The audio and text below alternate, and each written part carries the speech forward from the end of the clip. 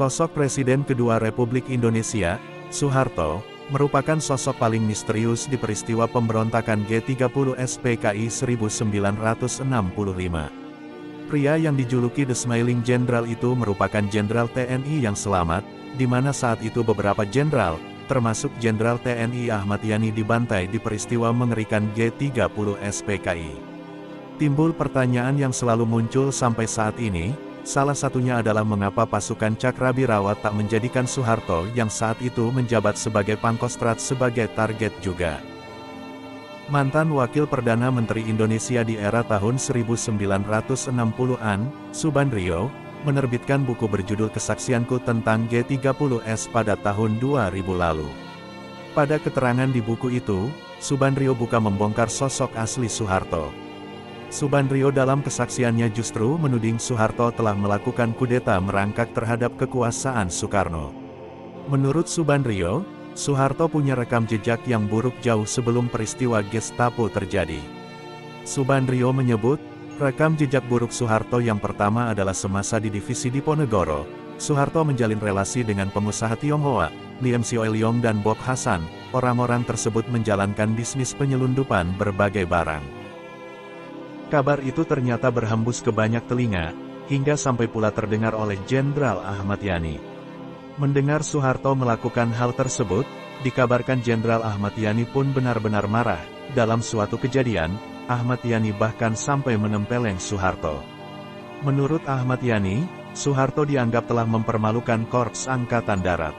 Bukan hanya oleh Jenderal Ahmad Yani, Kepala Staf Angkatan Darat Jenderal Abdul Haris Nasution kala itu juga dikabarkan pernah memecat Soeharto sebagai Pangdam Diponegoro secara tidak hormat.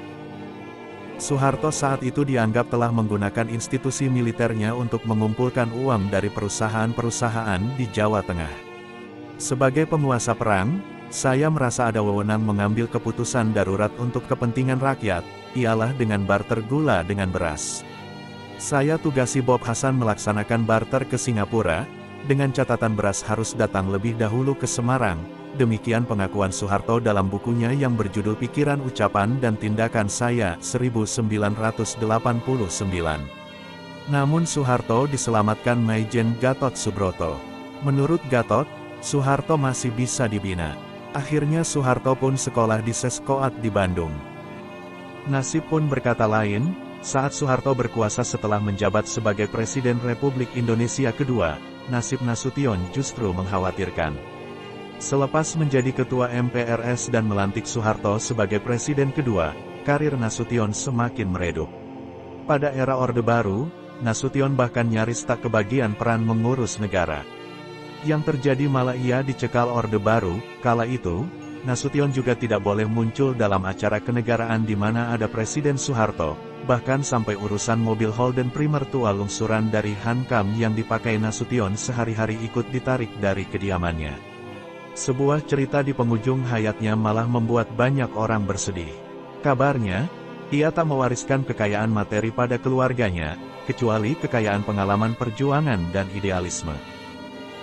Rumahnya di Jalan Tauku Umar, Jakarta, tetap tampak kusam, tak pernah direnovasi. Berstatus jenderal tapi mengalami kesulitan air bersih sehari-hari di rumahnya. Kabarnya ada yang memutus aliran air PAM ke rumahnya. Untuk memenuhi kebutuhan air sehari-hari, Nasution terpaksa membuat sumur di belakang rumah.